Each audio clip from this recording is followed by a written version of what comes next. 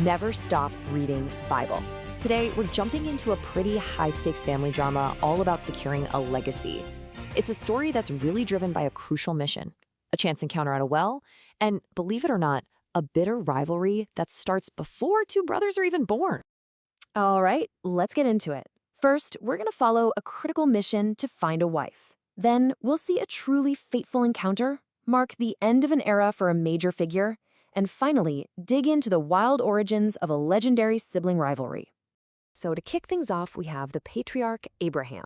He's getting on in years, and after his wife Sarah has passed, he's got one last absolutely crucial mission on his plate.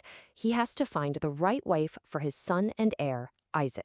Abraham calls in his number one guy, his most trusted servant, and gives him two very clear instructions.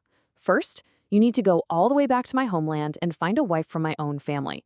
But the second command is maybe even more important. Whatever you do, do not take my son Isaac back there. The future, he's saying, has to be built right here. Okay, so the servant makes this huge journey and arrives at a well in Abraham's old homeland. But now he has a massive problem, right? How on earth is he supposed to identify the one woman meant for Isaac out of a whole city of people? And this is where things get really clever. The servant doesn't just leave it to chance. He actually prays for a very specific sign. He comes up with a test. The right woman won't just offer him a drink, she'll also offer to water his entire caravan of camels. I mean, that's a true sign of incredible generosity. And you won't believe how fast this all goes down. Literally, before the servant can even finish his prayer, a young woman named Rebecca shows up. And bam, she passes the test with flying colors. Her family agrees to the marriage, the mission is a total success, and just like that, Rebecca is on her way to a whole new life. So the whole journey leads to this first meeting between Isaac and Rebecca. They get married, and with that union, the family line is secure.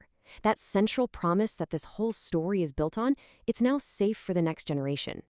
Okay, so with Isaac's future all sorted out, the story shifts its focus back to the man who started it all, Abraham, as we come to the end of his incredible story. Now, the story does take a moment here to mention Abraham's other kids, the ones he had with his wife Keturah and also his first son Ishmael. But the narrative is super clear about one thing, the main promise, the big one that goes through Isaac and Isaac alone. And so after a long, long life where he laid the foundation for everything to come, Abraham, the first of the great patriarchs, dies peacefully. An entire era comes to an end. With Abraham's chapter closed, the spotlight swings over to the next generation, Isaac and Rebekah's children, and a brand new conflict pops up right from the moment of their birth, one that's going to drive this story for years to come. So, Rebekah has twins, Esau and Jacob, and wow, they are polar opposites. Esau is the firstborn. He's this rugged, outdoorsy guy, a skilled hunter, a real man of action. And then you have Jacob, the younger one, who's more of a quiet, thoughtful man who likes to stick closer to home. You can already see how this might cause some friction, right? Okay, before we go any further, we absolutely have to talk about the birthright.